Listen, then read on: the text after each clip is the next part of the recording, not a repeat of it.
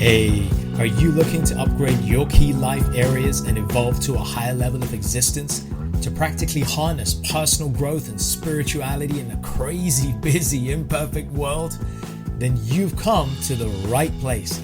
My name is Prash, and this is Urban Spirituality, the show which uniquely fuses ancient wisdom with contemporary self-growth and spiritual disciplines to deliver value-adding tools, traits, and insights to help you unleash your fullest potential. We always keep it real, featuring authentic, unfiltered dialogue with guests from diverse backgrounds to inspire, entertain, and enlighten all who listen. So get ready for your dose of urban spirituality. Be present and let's dive in.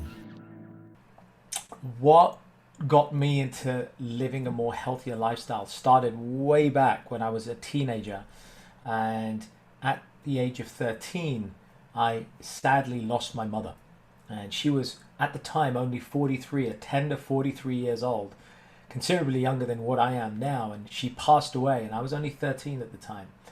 She died of a heart attack, and that really rocked the family because she was the heart and soul of the family. And those of you who have a mother or who are a mother, you'll resonate with this, right? Somebody that you know who's the heart and soul of your family. And so when she passed on so unexpectedly, and because of her heart attack, it really deeply reverberated in my heart, in my bones. And I started to become fearful of death, fearful of illness and disease and falling sick. And then a number of years later, I sadly lost my father due to cancer. And that was a big shock for myself and my brother as well, that here are our parents and they both passed on. Now, to add to it, I'd lost my grandfather, my dad's dad, due to cancer as well. And my grandmum, she was immobile for the last 10 years of her life. So I was surrounded by people who either had chronic illnesses or acutely passed away due to an illness. And that really rocked me. It really just shook me up. And I decided to take well-being, wellness more seriously. And that's what happened. That was my genesis and my journey. And that I was led by fear. Essentially, I felt that I've got to get healthy and fit because I don't want to be like my parents or my grandparents. I don't want to die. So I was motivated by fear. And I want to put this to you, that in your life, what are you motivated by in your health or your wellness or your career? Is it by fear, or is it by love or pleasure? And I'm not saying that being motivated by fear is a wrong thing. Okay, I'm not going to be like those coaches who say that. I'm going to just say that we've got to harness that fear in a conducive way. So I want you to just think about, hey, my cousin Subhash has joined, who's a role model for me, a brilliant guy. Hey, Subhash. Subhash Bhai is here. So folks, think of who you have, who's been a role model in your life. And, in this area of health or wellness, who do you look at in your family or your friends as somebody who you aspire to be? Because sometimes we lack that motivation, but when we look up at somebody who's already achieved that health, that wellness, somebody who's already that way, it creates a framework for us, a hook for us to become better ourselves. So it starts with becoming aware of who could be a role model for you. And I'm not saying pick somebody unrealistic, but pick somebody who you admire for their health, for their well-being, and who you feel that you can learn from. And that's a powerful place to start, right there. If you start there, then you can really start to build in your mind a picture of the kind of person, the kind of health that you want. So what you're doing is you're encoding this into your brain. You're starting to program your brain and create new neural pathways to make healthy living an active choice in your life. A lot of us don't make healthy living an active choice. We all want to. Most of us want to be healthy, but we don't always put in the work. We don't always, or we do put in the work, but we get derailed. Right? Who can relate to this? How many of you out here have tried a workout routine or a diet or tried to overcome a chronic or a acute illness, and then sometimes you've fallen flat, you've sometimes suffered? How many of you are in that situation? How many of you have experienced that, right? I mean, I know I'm not the only one. And all of us, I think, can experience in some stage in our life where we've been trying to be better, healthier, fitter, whatever it is, but sometimes it gets derailed due to various problems along the way. And so having a role model, somebody who we can look up to, and visualizing and kind of meditating on how they are, how they show up, that's a powerful tool to add. Doesn't have to be somebody that you know even. It could be a celebrity or an icon, somebody that you admire. But look up to somebody. And I've always done that. I used to admire Jean-Claude Van Damme, the martial artist, and Bruce Lee. So Bruce Lee and Jean-Claude Van Damme were my icons in when I was in my teenage years and into my 20s. I used to admire these guys. I thought they're really fit. I took up martial arts because of Bruce Lee. Some of you guys who do martial art, guys or gals, you'll know what I'm talking about. So start to think of who could be a role model. The second thing is try to understand your why it is that you want to become healthier. Now that sounds like a dumb question, right? Well, I want to be healthier because I want to live better. I'm not talking about just a why on a superficial level. What I'm inviting you to do is dig deep. Uncover the real reason that you want to get healthier. For me, that reason wasn't because I wanted to lose a few pounds and get fitter and look good and look lean. It was actually because I was scared. I just didn't want to die early like my parents. That was my why. My why was I'm not going to be like my parents. I'm not going to die like my parents, my grandparents. I'm not going to die that way. I'm not going to be ill. I'm going to really push myself to be really fit. Now there's a downside to that. Hey guys, welcome everybody as you've been coming in. There's a dark side to that, right? You can't let that go too far the other way, otherwise bad things happen. But understanding your why is a very, very healthy thing to do. Knowing your why, knowing why you're doing something, so powerful. So try to understand what your why is. I'm multitasking here, so bear with me, guys. Try to understand your why and go deeper. When you think you've got your why, go deeper. Look, Jyoti's kicked in. I want to live longer and enjoy my grandchildren whenever they come home, whenever they come along. Fantastic reason why, right? You want to live longer and you want to have time with the people that you love. Similarly, what is your why? Like, folks, if you're tuned in, what is it that drives you? And whatever it is, dig deeper and see if there's something underneath. For me, it was fear, right? That fear of death and fear of illness. What is it for you? Hey, Sonal. Hi, everyone. Welcome. Think of your reason why. And I want you to do this. Imagine your reason of why being like a dial, right? Like a volume dial on your car stereo or your hi-fi, if you still got a hi-fi these days, right?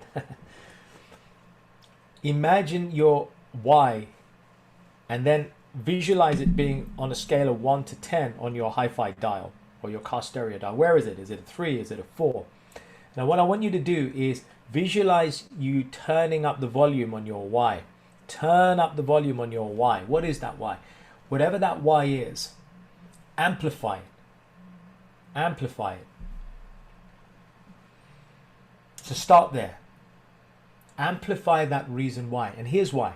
Here's why we need to do this.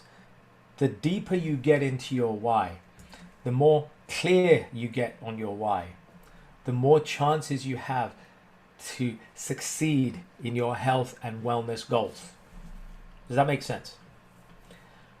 I'm also going to clear a myth or a misunderstanding, and that is the use of the words wellness and well-being. We often conflate the two and use them synonymously, right? Some people say health, some people call it wellness, and some people call it well-being. But actually the words wellness and well-being have two different connotations. Wellness is typically concerned with our physical health. Not only our physical health, but it tends to be with our physical and to a degree our mental health. That is what wellness is. Whereas well-being is the umbrella. Well-being covers our physical health, our mental health, our emotional well-being, our spiritual well-being, all these aspects of our being. So well-being as a topic looks more holistically at where we are in our lives, and wellness is a subset. So that little distinction helps you. So coming back to what I'm saying, when you get strong and clearer on your why, it'll help you to persist where you otherwise would have given up. Say one of your things is that I'm going to get exercise and I want to lose some weight and I want to get fitter. Well, let's say you choose running as your method of choice or going to the gym. Well, what happens when the gym's closed? What happens when you can't run, the weather's not good? Most people would give up. Many people would say, well, I can't do it. But that means this why isn't strong enough. If your why is so strong, saying that, look, I've got to be fit and healthy no matter what, whether I have a gym or a no gym, whether I can run or not run, whatever it is, I will get a certain amount of physical activity in my day by hook or by crook. When you start thinking like that, you start to overcome the obstacles that healthy living presents. You start to overcome the barriers to healthier living. You overcome the barriers to better mental health because your why is much stronger. Does that make sense? So I'm going to start answering some questions. Really, folks, please feel free to ask some questions. I'll run this live as long as there are questions. I won't overstay my welcome here while I'm going through this, right? So feel free to ask your questions here on Facebook, or if you're tuned in on LinkedIn, feel free to ask your questions right here on LinkedIn as well. Okay, so there's a question from Shoab. Shoab is asking, what's the first thing you did for a healthy lifestyle? The first thing I did for a healthy lifestyle is actually get clear on my why. I wanted to get clear on my why. I thought my why, as I said, was one thing, but when I dug deeper, when I got into coaching and personal development, I had coaches, I had treatment, I had therapy, I went through hypnosis, I went through a lot of work on myself to be a coach and a consultant and a trainer today. I went through a lot. And so I had to dig deep to understand that why. And so when I discovered that why, that was the first step towards my healthy lifestyle. I realized why I wanted to do it. Then I looked at what I needed to do. And believe me, that was completely imperfect. I had no expertise at the time. I was just fumbling my way. I just thought my friends go run and play tennis, I'll do the same. Eventually I found that my knees weren't very happy with the tennis playing, right? My elbow wasn't great. So I went through a lot of trial and error. But my why, my underlying reason, drove me to make better success along that way. I hope that makes sense. So that was the first thing I did. The second thing I did was I started to experiment. I started to play around. How can I get healthier? Where can I go with this? So I looked at which areas, and what it broke down for me is that there are several aspects to physical health. Let's talk about physical health for a minute, since we're on that subject. You have exercise, some sort of physical movement. You then have diet and nutrition, right? The second one. Thirdly, you have supplementation. What kind of supplements, natural supplements especially, can help you? For example, methyl sulfoxymethone, MSM, is great, has shown great results for connectivity problems, tissue problems, aches and pains in bones and joints, grows hair better. Then the fourth aspect is behavior and habits. So these four help to typically build up the pillar of physical well-being. Okay, so physical exercise, diet, nutrition, supplements, and routines and protocols, routines and habits. So when you start to experiment with those, you can start to see which ones might work for you. Does that make sense? So start to experiment. That's the second thing I did. Pick a few things and start to experiment. There's, you've got Dr. Google, you've got the internet, so you can look up stuff. You have people that you can ask and reach out to, and start to experiment it, because one size doesn't fit all. Everybody's not cut out and going to enjoy the gym. Some people aren't going to enjoy running. Some people aren't going to enjoy going in a cage and doing martial arts, mixed martial arts. So play around with stuff according to your age, your inclination, and your circumstances. So I hope that helps. Let's move in and let's see another question here. Thank you. You guys are asking questions. It's great to have questions here. Jyoti is asking, do you believe well-being is misunderstood? I think well-being is not sufficiently understood, I would say. Yes, there is some misunderstanding in well-being, but I actually think the people that I come across, the people that I coach, and the people that even in group training and coaching that I do, I tend to find that most people do have the right appreciation of well-being, and by extension wellness, but they don't have the full picture. They don't have a sufficiently broad picture of it. They think that well-being is just physical well-being, physical wellness. They forget that the mental game plays a big part. They forget that actually when they exercise their body, you've got to exercise your mind, because we're using our mind so much during our day. If you're a professional or a business owner, especially, your cognitive resources are used every single day. Sometimes they're drained, right? That's why we get mental fatigue. So looking at well-being holistically, physically, mental well-being, emotional well-being, right? You could be mentally really sharp, have a high IQ. You could have strong physicality, strong PQ, but your EQ, your emotional intelligence, could be poor. So you could be stressed out, you could be getting angry, you get guilt, resentment. So many negative emotions may be ruling you despite your high IQ and despite your high PQ. Does that make sense? And then there are other people who've got those things, but their spiritual quotient, that's missing. Their purpose, their reason, why they exist, why they want to be in this world, who they want to show up as in this world. All those things are missing in there. And so then they're missing that. And when you're missing that creates the juice of life, man. If you don't have your reason, your purpose underlying, then a lot of the other stuff just starts to crumble. I hope that kind of makes sense. So what else do we have here? Thanks for that question, Jyoti, by the way. And I hope that was a helpful answer for you and for everyone here. That, well-being is wider than just the physicality. That's a key take-home message here. We've got to look at the other aspects. Mahima asks, hi, how do you get to define your why? Great question. I explained it a little earlier. You get to define your why. One way to do this is to imagine what life would be without the result of your why. I'll say that again. Imagine if your why is, I want to be around when my grandchildren are here. So imagine the opposite. Like, what would life be if you weren't here for your grandchildren or your grandchildren never turned up? What would be the opposite? When you look at the opposite, sometimes it's easier to understand what your why truly needs to be. It's like sometimes when you date, right?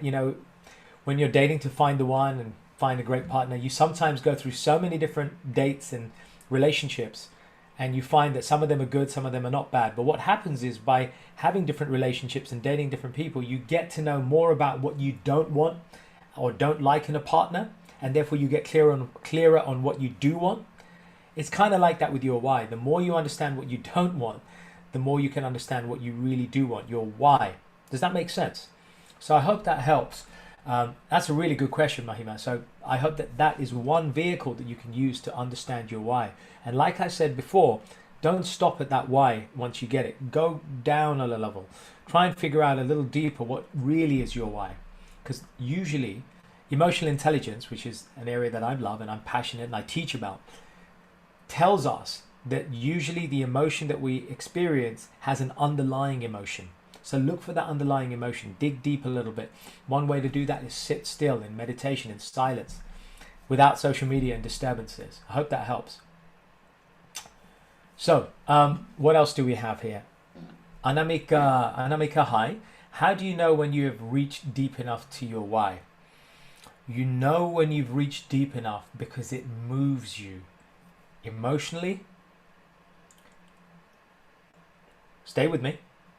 It physically, you start feeling a sort of a tingling or like goosebumps because you feel like wow, or something in your gut, right?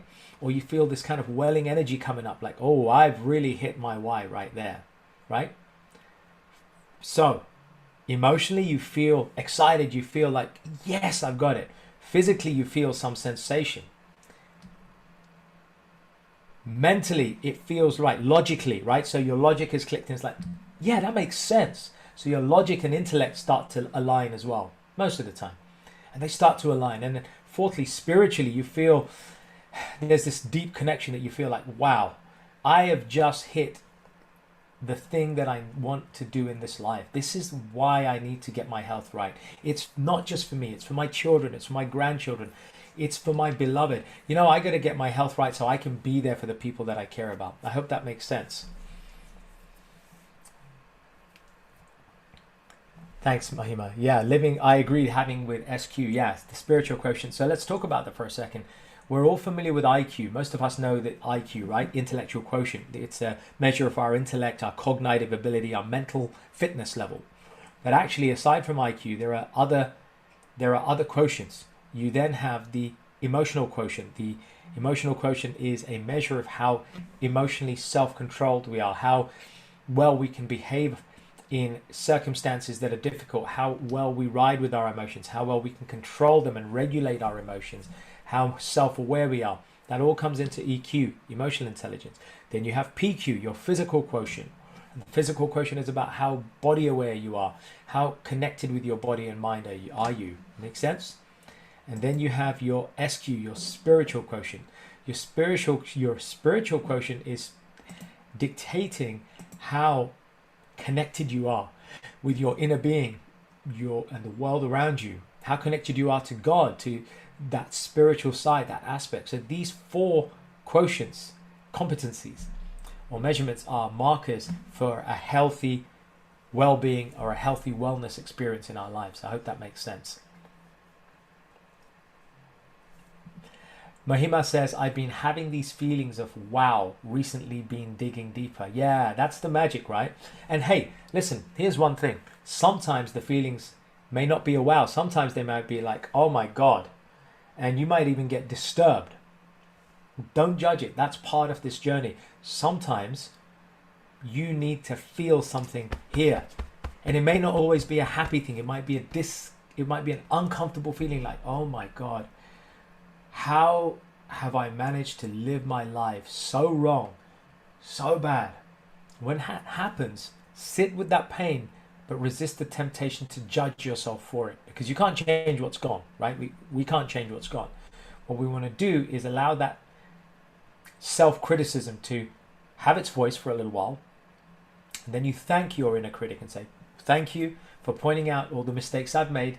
I got this from now. I'm going to make some changes. And then you start to make those changes. Does that make sense? Good. Any other questions coming through? I'm sitting here patiently, seeing if anybody wants to ask any other questions.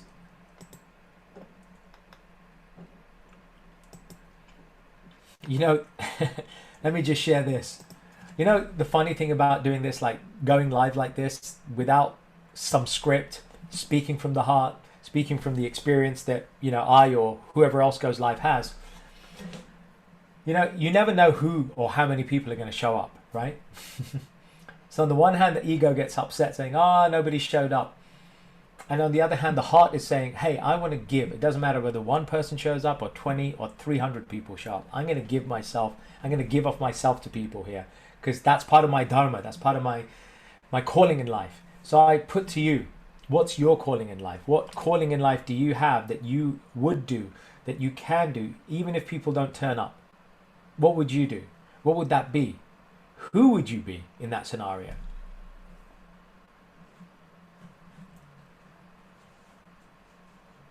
It's not easy. You know, and part of me thinks like, okay, either everybody's got their health sorted out or their well-being is sorted out. They don't really need to attend it.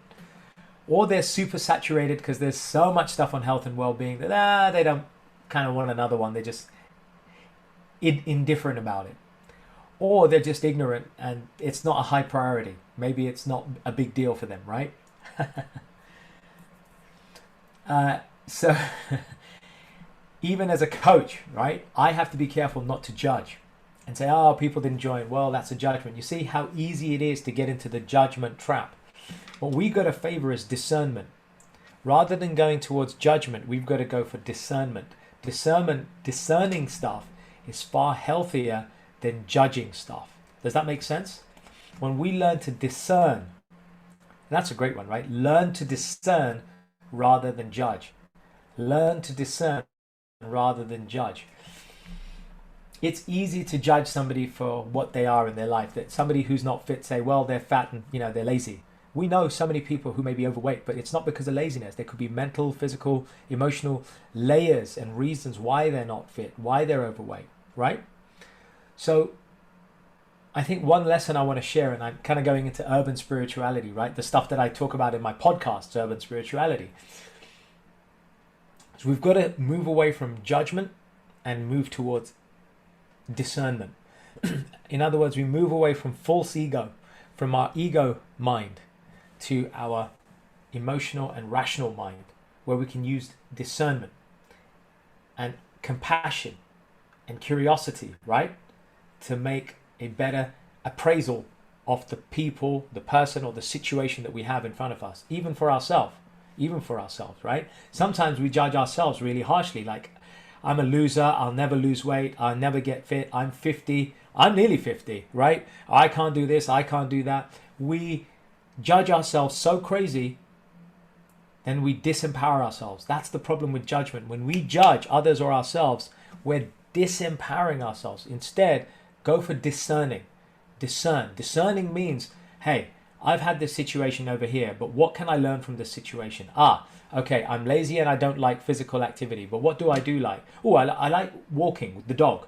Oh, great, I'll do that. Or another one, right?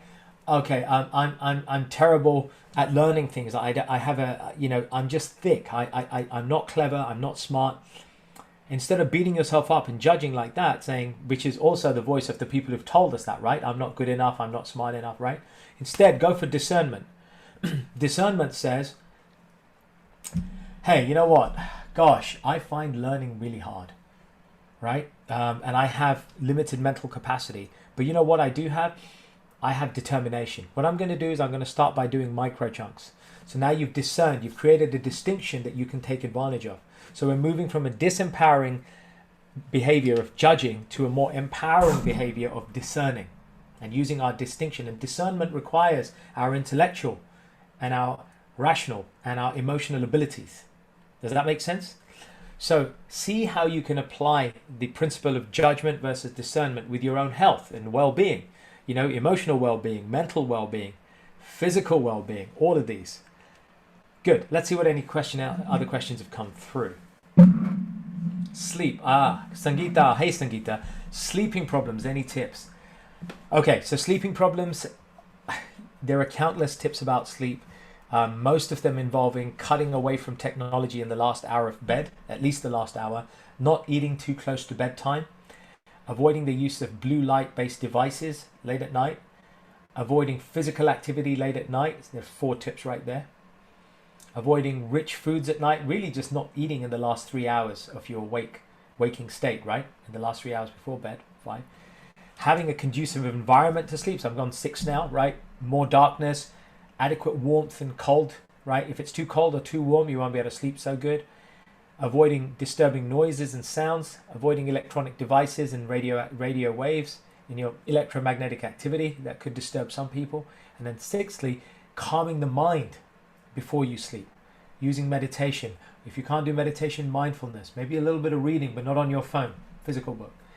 These are all ways to help to improve your sleep. And then there are supplements that you can have. I even have a sleep meditation. Sangeeta, if you ping me privately, I'll send you a special sleep meditation that I share with my clients, but I'm happy to gift it to you. And you can use that to see how that helps. It's a subliminal programming to help you to sleep better. So that may help as well. Anamika, back again with another question. How do you create a habit that you can stick to? Great question. I'm going to give you a simple and practical answer. Whatever habit you want to stick to, divide it into 4 or 5. Divide it into 1/4 the habit and go and move towards that 1/4. Okay, so if you want to get to the gym and be really fit and then lose a stone or gain a stone, right? Or if you want to be sharper and smarter, don't go and try and do a 10-week course or an MBA. Go and take a small course and do something. If you want to lose some weight or get fitter, don't go and just sign up to the gym and go 5 days a week. Just go 1 day a week, or just start with 10-minute walking a day. So what I'm saying is, whatever habit you want to create, chunk it down into 1/5 or 1/6 of the size of that habit and go with just that small piece. Aim for that. Navigate yourself around that. Look to achieve it. When you get close to it, check out the lessons that you've learned along the way, right? Sense check it. And once you've learned the lessons, move on to the next part of that 4 or 5 steps of that overall habit that you want to get. Does that make sense? Because what you're doing is you're learning, you're improving your willpower and strength, your persistence muscles, your resilience muscles, and you're learning to course correct. You're getting to know yourself as a person, what you like, what you don't like, how you work better, how your mind and body respond better. So you start to control the situation in a more gradual and natural way. So I hope that helps. Janak, my brother, welcome, Janak. Such a pleasure to have you. Thank you for your kind words, my friend. Thank you. It means a lot. We've known each other for 30 years, man. I mean, you've seen the unfit me back in college days, right? That lazy guy who didn't want to do any fit stuff. I didn't get into fitness till I was, I only thing I did was martial arts. I didn't even get into fitness till I was 30, dude. 30. I only started getting, I didn't even know what a gym looked like until I was 30, right? Nearly 20 years ago. And I only started then. So it's never too late. Mahima, thank you. Thank you for your kind comment. That's really nice of you to say so. I'm just sharing experiences with myself, my clients, whoever that can help, you know. And Jyoti, that's a great point. Just give and let the universe connect. That's really great for SQ, for spiritual quotient. That really makes a lot of sense. I got some other questions coming in, so I'm going to get in there and ask and see what other questions are coming in. Let's see what's coming in. Learn to discern. Yeah, nice. Can you explain this with an example? Mahima, I hope I did give you an example how to do that. Let's have a look here. Judith is here. Judith, so nice to have you. Let's just see what question you had here. I hope I haven't lost your question. Let me see what your question was right here. Anamika coming back. Gosh, I'm loving these questions and comments. I'm just looking for any more questions or comments that have come through, which I'm not seeing at the moment. Let's see if there's anything else coming in from LinkedIn. Right, let's have a look what's coming in on LinkedIn. Judith, I've lost your question. Could you re-ask your question in the chat, please? Wherever you're tuned in from on Facebook or LinkedIn. If you just fire that question back at me, I'll gladly look to try to answer that question again. Any other questions, folks, coming in?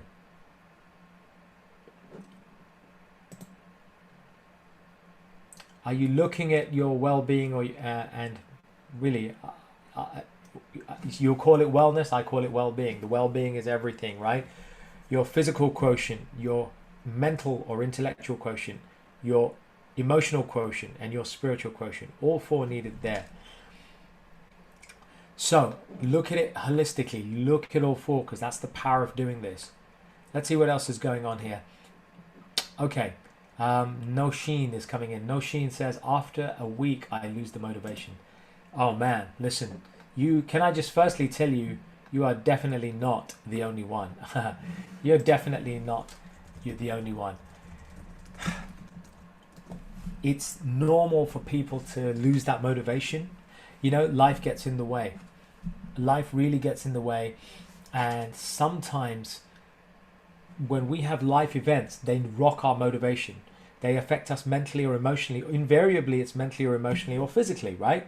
And when we're rocked in these two departments, it can be derailing on the progress in our health or our well-being, or it can rock us.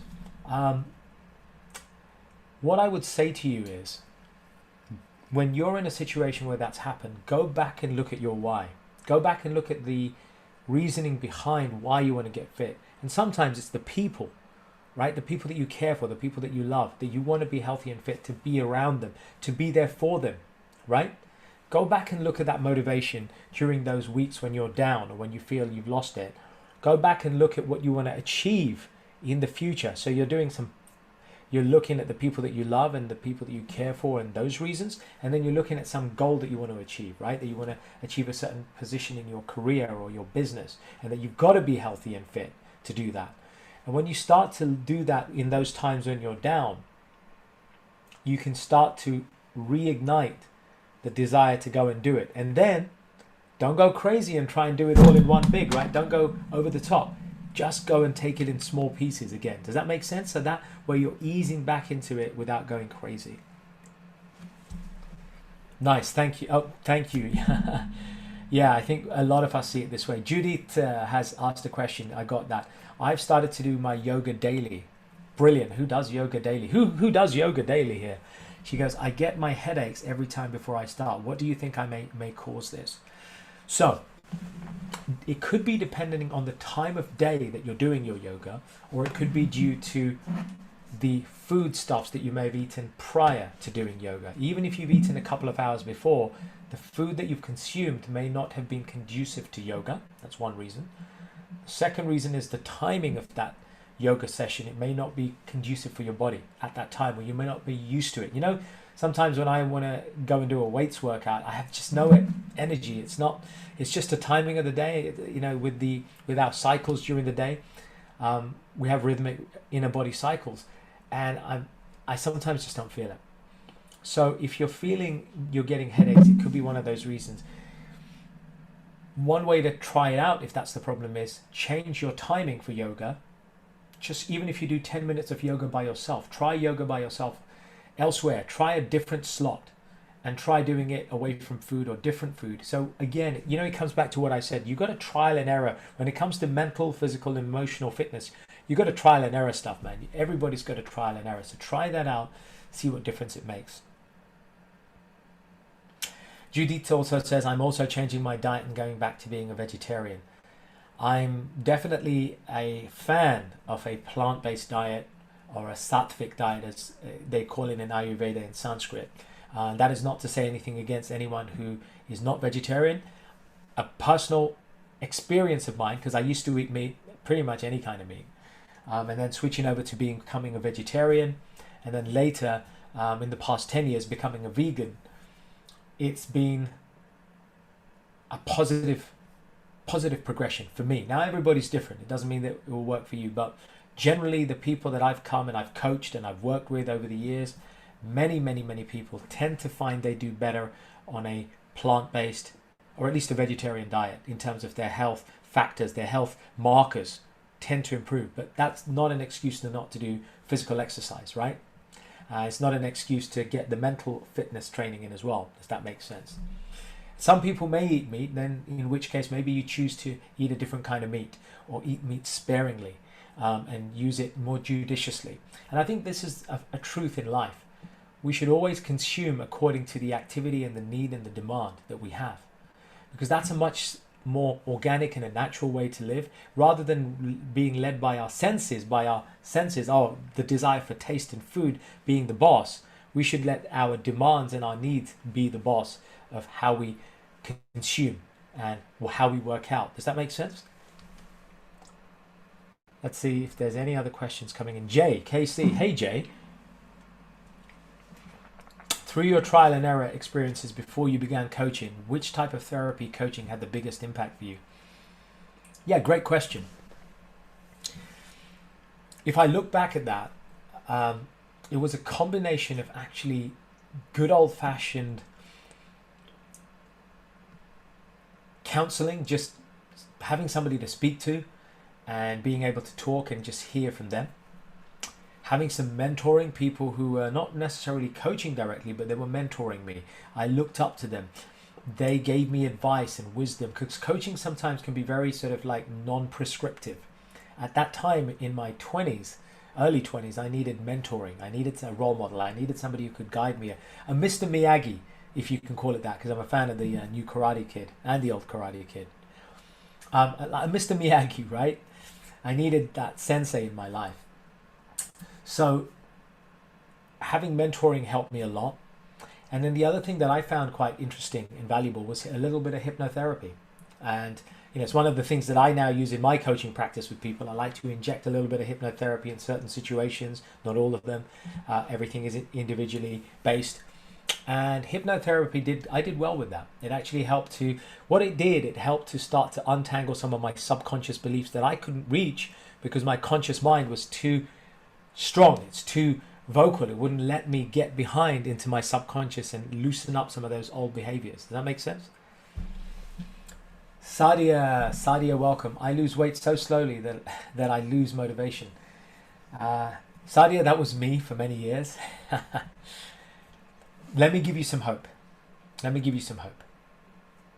If you can find a way to reduce, even by a little bit, the food that you eat, and increase your energy consumption by physical movement, walking, steps, just an extra 2,000 steps a day. If you can reduce a little bit of consumption and increase a little bit of energy expenditure, and if you can maintain that for at least 6 weeks minimum, 6 to 12 weeks minimum, you will start to notice, most people will start to notice a change, a shift. It can be as simple as that. Can I put that to you to try and see how that goes? And touch base, let us know how you're going on with that. And I was slightly over time. I'm going to just check.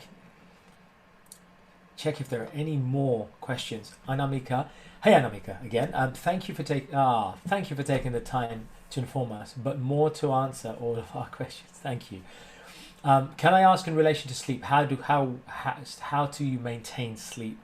I fall asleep but can't stay asleep. That's a good one, right? So there are quite a lot of people who can fall asleep quickly, but they can't maintain that sleep. Good question. And you asked about, do you need a minimum of 8 hours? I have a good friend, Anandi. She's a sleep guru. In fact, UK's probably best known celebrity sleep guru, Anandi Francis. She's a good friend. And I did an episode of my podcast, Urban Spirituality, with Anandi. So you'd get the answers to those questions, exactly those questions, in that episode. If you check out Urban Spirituality on iTunes or Spotify, and look up Urban Spirituality, the podcast, and look up my episode with Anandi, Anandi. There's some great advice she gives around this specific area about, is it 6 hours, is it 8? And about maintaining sleep. But let me just add this point here. To maintain sleep requires a certain amount of preparation to ensure that the temperature, the ambience, the lighting in the room, these things, if they're not improved to what your body particularly needs, then that can cause disruption in your sleep. The other part is your mind. Your mental chatter needs to be calmed down. Typically in the last hour before bed, I tend to find that people who are watching TV or getting too active, social media and stuff, they sometimes have the more disturbed sleeps. Whereas what you want to be doing that last hour is a bit of reading, meditation, music, calming down, maybe a gentle conversation with somebody, but nothing more than that. So one good thing to do before bed is meditate, or be mindful for the last 5 or 10 minutes. Listen to some music, and that tends to result in an improved REM sleep and a deep sleep cycle. We sleep in ultradians, 90-minute cycles, and that will improve the chances of you remaining in deep sleep. Other than that, let me just add this, and I'm not going to give advice as a nutritionist here, but as a well-being guy, I'm going to invite you to explore supplements like ZMA, zinc magnesium aspartate, glycine, which is a non-essential amino acid. These two, certainly with clients and friends that I've worked with and helped, they have found benefit by taking glycine and or ZMA or both 30 to 40 minutes before bed. And they tend to be non-contraindicative, meaning non-interfering with any medications. But obviously do your own research, but those could be worth exploring. Hope that helps. Pari has come in. A fellow Kotecha. Hey Pari, nice to make your acquaintance. The characteristics of our parents often follow us, and we become our parents without even trying. Yeah, that's a good thing and a bad thing, huh? How do we stop falling into that trap to prevent developing characteristics we don't want to inherit? Wow, powerful question. We could really get into this. The sins of our fathers, right? That saying, the sins of our parents. Let me give you this, because I did a live podcast on this about 2 months ago, and I called it "How to Find and Share Your Story." And you can look that up again on Urban Spirituality, the podcast. You'll find that one. It was about 2 months ago, How to Find and Share Your Story. And in that, I explained this. Many of us have grown up to be who we are because of the stories that we have now told ourselves and the things that our parents have told ourselves and that we've conditioned to believe. Sometimes most parents have tried to do stuff for our own good, but the way we interpret things, the way we've taken them, the meaning that we apply to the things that our parents have given us can result in us having this negative self-concept. And we build a story that disempowers us. And then we start to exhibit traits that we actually don't want to. They're unwarranted, unhappy, undesirable traits. So one of the first things you can do is to recognize that you and your story are not the same thing. So recognize that you are not your story. Okay? That everybody has a story. The story has helped us to get to where we are today, but that doesn't mean that that story is what will carry us in the future.